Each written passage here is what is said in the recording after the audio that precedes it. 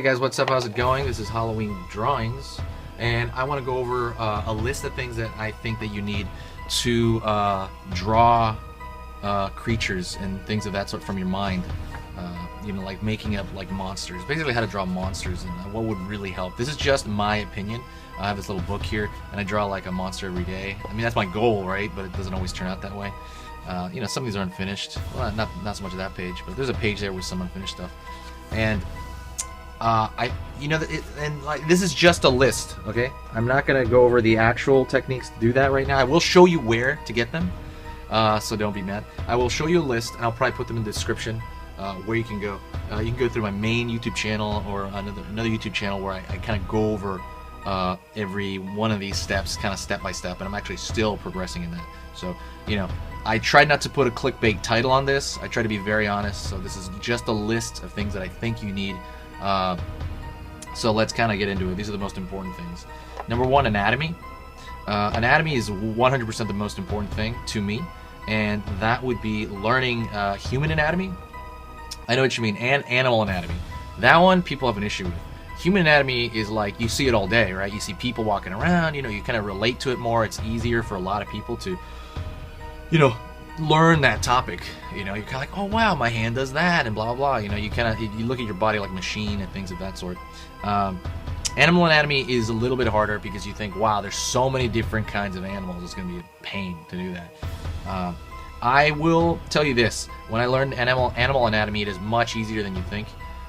The reason for that is if you know human anatomy. Well, between those two, you should really learn human anatomy first.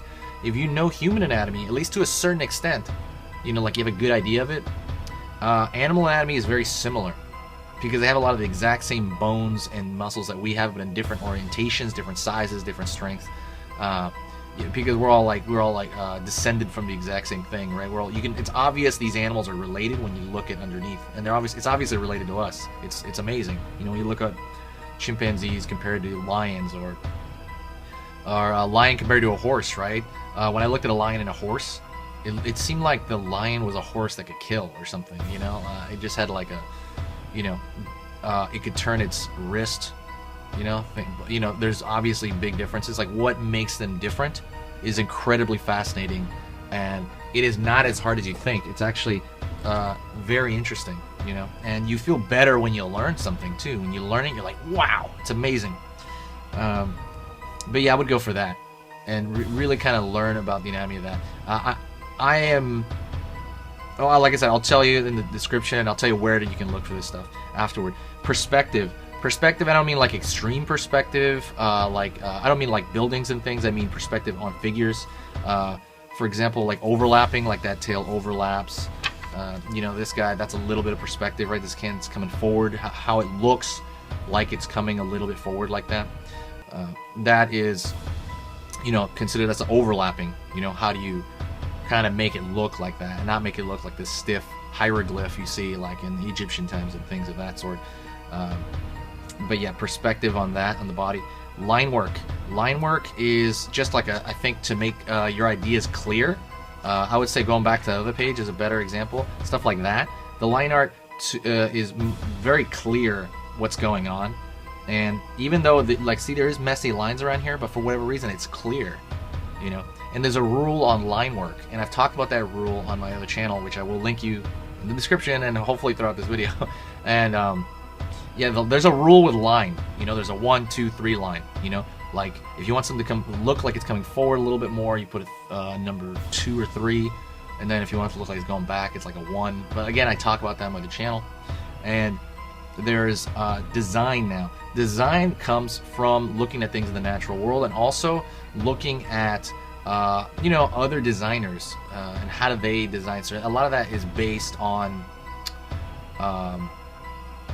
kind of largely opinion and aesthetics of the time, but there's a lot of proportion in there. There's like the spiral, things of that sort. I don't have that many videos on this, but I will, you know, I will definitely talk about it on the channel. I'm going to link you to. And then recall. Now, how good is your memory? You know, because you have to memorize these things to some extent. You definitely can look at reference, but a big part of this is remembering what is underneath that reference. If I have a goat running or something, I'm going to want to know what's underneath that. I'm going to have to recall my anatomy. you know, things like that, and how to recall something. How do you memorize something? What's a good idea to memorize something? So I will go over that as well on my other channel. So all this stuff, this is what I think is the most important things to learn to draw monsters out of your mind. And I talk about all this stuff on my channel, Sketch Monster. It is a YouTube channel that I'm currently growing.